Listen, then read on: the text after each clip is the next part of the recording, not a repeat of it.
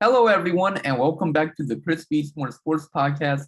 And no, I did not get a haircut like I was planning to this weekend. I'm planning on actually doing that tomorrow. But let's get into the podcast.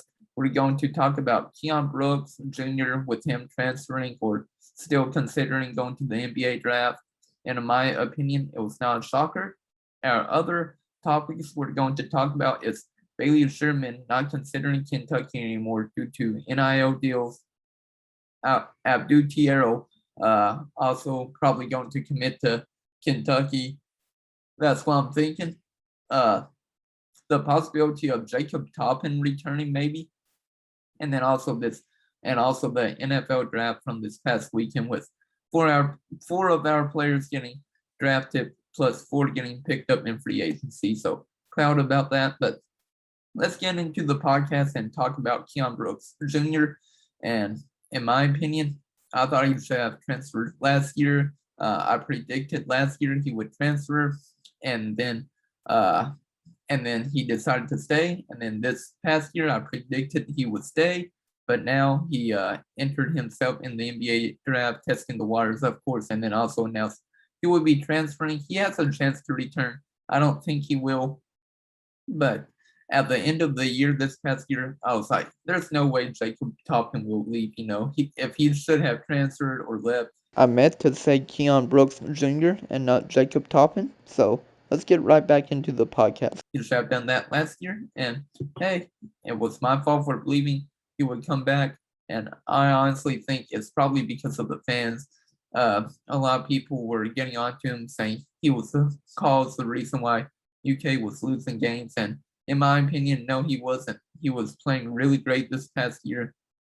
And this past year, he averaged 11 points per game, 4.5 rebounds per game, and 1 assist per game. And that's doing pretty great for Keon Brooks. He improved his stats every single year, minus rebounding. His freshman year drastically improved from his junior year. Freshman year, he was only at 4.5 points per game scored, and then his junior year, he was averaging 11 points per game. His rebounding took a dip, obviously, this past year because you had Oscar Tshiebwe, the machine, grabbing all the rebounds, so that's why he took a little dip. Keon Brooks with his rebounds, but overall he improved a lot from his freshman to his sophomore year, and then finally to his junior year. And I was disappointed for him to leave. I was actually kind of expecting it about probably I don't know a month into the offseason for UK after UK lost in the first round to St. Peter's. I was expecting him to transfer about probably a month. I would say I was kind of shocked whenever he entered the NBA draft, testing the waters, of course. But I was shocked about that, and then once he did that, I was like, "There's no way he's returning." I knew the deadline was May 1st to enter your name into the transfer portal. So whenever he made that announcement, he was testing the waters. I just assumed he was also going to, transfer as well. I remember John Calipari said like last week, I believe that he expected Jacob Toppin, Lance Square, and Xavier Willard to return, and then he never mentioned Keion Brooks Jr. returning, and everybody was shocked about that, saying, why didn't he mention, Keion Brooks returning?" And whenever he didn't mention his name, I was like, yeah, he's probably gone. But in my opinion, we're going to lose a great player. A lot of fans were very upset about him, this past year, saying, hey, he's the reason why we're losing. But in my opinion, he was a great player and he could have really improved, his senior year if he came back to UK, but he did not. And I'm going to talk about three of his really greatest games while he was at UK. The very last game of the year in the 2019-2020 season, right before COVID-19 hit, suspended the NCAA from playing any more games. We didn't have the SEC tournament or the NCAA tournament, but in the final game of the regular season, he had 10 points and 3 rebounds. The following year, I believe this was his first game back from his injured calf, and he also went off for 12.6 rebounds and 4 assists and that was against Florida too. So his two very great games were against Florida, which is pretty insane to think about. And then, of course, everybody remembers his best game of his whole entire career at Kentucky. It was this past year against Kansas, and he went off for 27 points and also had 8 rebounds. Everybody loved Keon that game. But the problem with Keon was he was never consistent with his game. He would always really have a great game, and then next game, really off. And if Keon Brooks Jr. was consistent, we would have been able to make a title run. Same with Kellen Grady. Kellen Grady was not consistent. Same with Ty Washington. And we had a chance to beat St. Peter's. We should have. And then St. Peter's made that magical run to the Elite Eight where they eventually lost to UNC. But UK, if we stayed consistent all year, then UK would have easily been able to go to the Elite Eight or Final Four.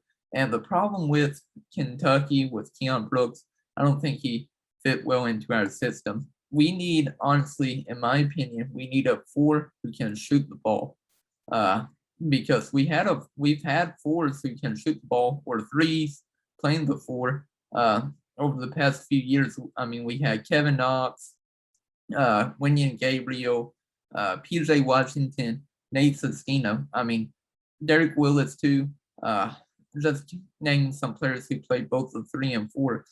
And we just need players who can be able to actually shoot the 3 ball instead of just mid-range shots. And that's what UK struggled this past year. Nobody could shoot, the 3 other than, in my opinion, Kellen Grady. And then he was too afraid, too shy to shoot at the end of the year when we needed him the most. And he was struggling to shoot because Xavier Willard, he can't shoot the 3. I forgot what his 3-point percentage was, but I do know he shot nearly 80% from the free throw line. And usually you would say, if you shoot 80% from the free throw line, you would be good at shooting the mid range or the 3. But he wasn't. I might have to look up his stats for Xavier Willard. And then Ty Washington, he struggled towards the end of the year with his injury, I would say. Kellen Grady, our only consistent 3-point scorer, could not shoot the ball at the end of the year. He was too afraid, or if he did shoot, it was a miss most of the times. And then Keon Brooks, he was obviously a mid-range shooter, never shot the 3. I think he was the first player to make a 3 though against St. Peter's when we needed him to make a 3 because nobody can make a 3. But I mean that didn't really help out UK. And then Oscar Tshiebwe, he can't shoot the 3. He can only shoot the mid-range jump shot, and then also getting close to the basket. But I think next year we need better 3-point shooters. So I wish Keon Brooks the best. I think he might end up at UNC or Louisville. Why I say UNC, he could replace Manic since he's leaving.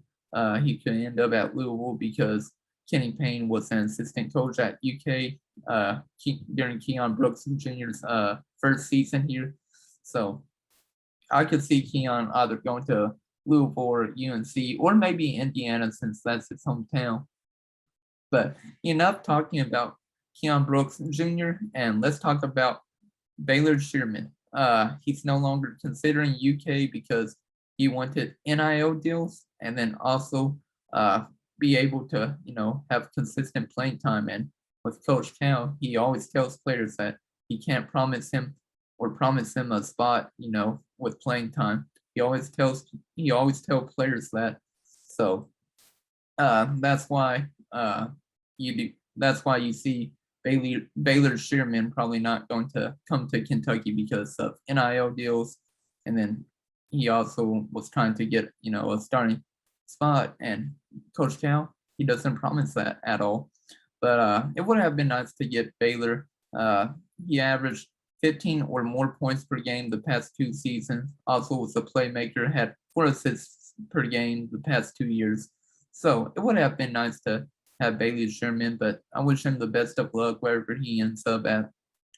I think he ends up at probably Kansas or Creighton from what I've been reading, but I would say Kansas. as my prediction. So let's talk. Let's stop talking about Baylor Scheierman. I don't know why I keep trying to say Bailey. It's Baylor Scheierman. I keep saying Bailey. Baylor Scheierman. But let's stop talking about him and now talk about Jacob Toppin for a little bit. Jacob Toppin is still testing the NBA waters. Coach Cal said today in his radio interview or whatever you want to call it, but in his radio press conference that he still expects Jacob Toppin to return.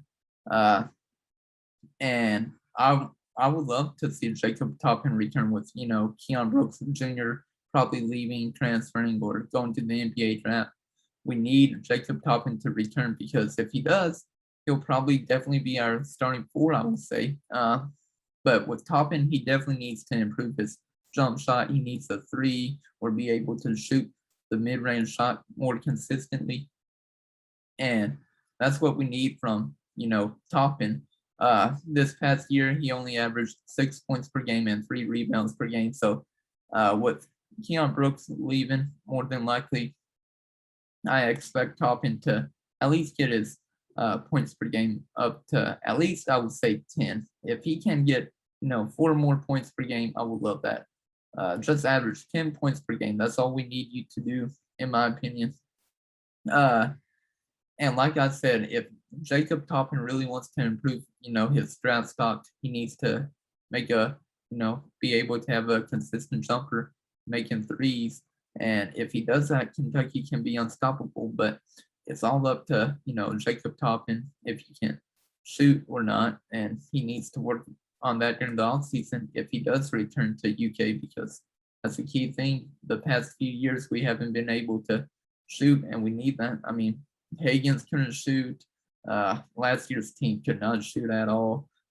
You had Devin Askew who couldn't shoot. You had also Brandon Boston who could not shoot. The only consistent shooters we had on our team last year was Dante Allen and Davion Mintz. So those were our only two consistent scores, from the past couple of years. But Askew couldn't shoot, Boston couldn't shoot, Terrence Clark didn't play that much. A couple years ago, rest in peace to him. I miss him. I wish he was still here.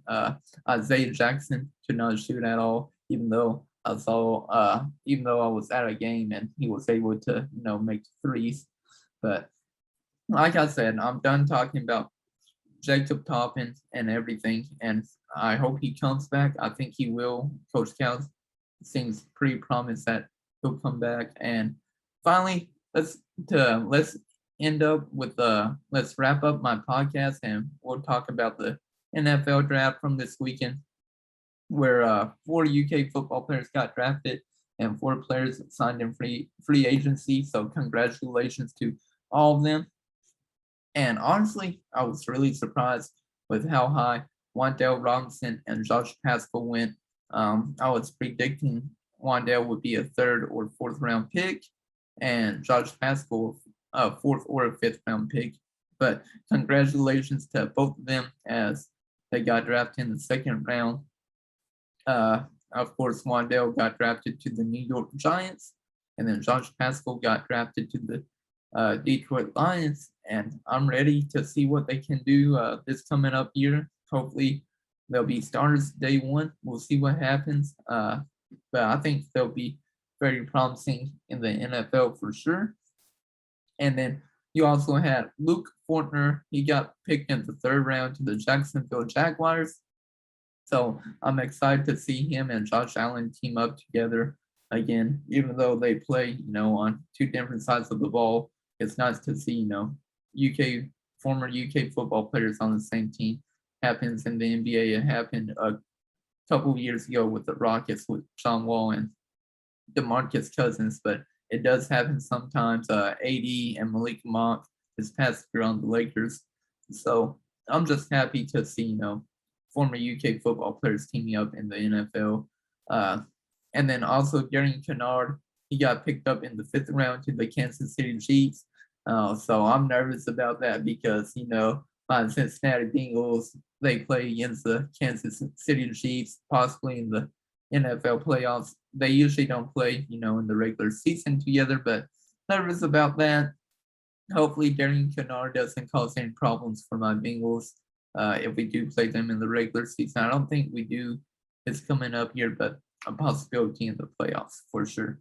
So, wish Darian Kennard the best, and I was surprised that he went so low. I was expecting him to go maybe like fourth or fifth round, but I heard he did not do very well in the interview part of the process. So it stinks that he went, in the fifth round, but I'm happy he got drafted.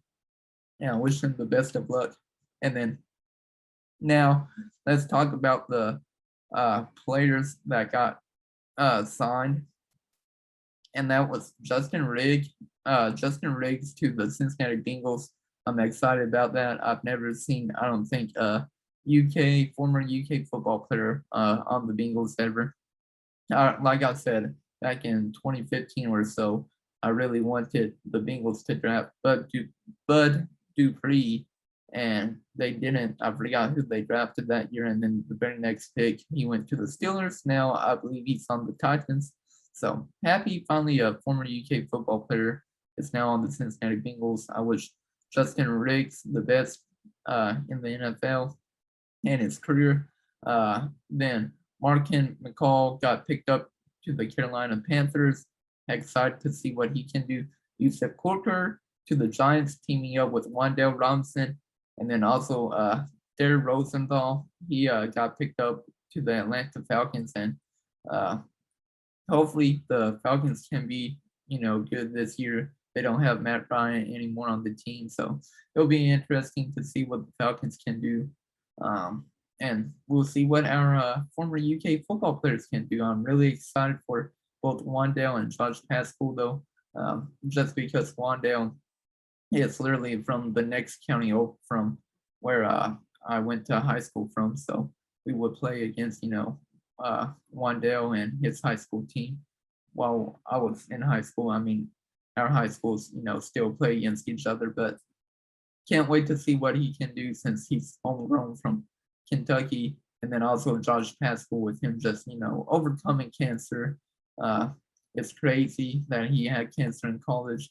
Nobody expected that, but he came back strong, and now he's a second rounder in the NFL. And hopefully, maybe one day I can have him on a podcast episode. But I wish, all of our players the best of luck.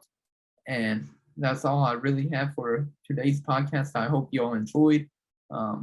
We talked about a lot in a short amount of time. Like I said, the topics were about Keon Brooks Jr. leaving by transferring, Baylor Scheierman no longer considering Kentucky, Jacob Toppin more than likely returning from what Coach Cal said, and then also the NFL draft. And sorry I couldn't do a podcast episode this weekend, but this past weekend I was busy, but I hope you all enjoyed, and more podcast episodes to come. Thank you all for watching. And if you're if you're watching it on YouTube, just comment down what you thought about this podcast. And then if you're listening to it on Spotify or an Apple podcast, just give it a review. Tell me if it's good or not. Thank you all again, though. Appreciate it.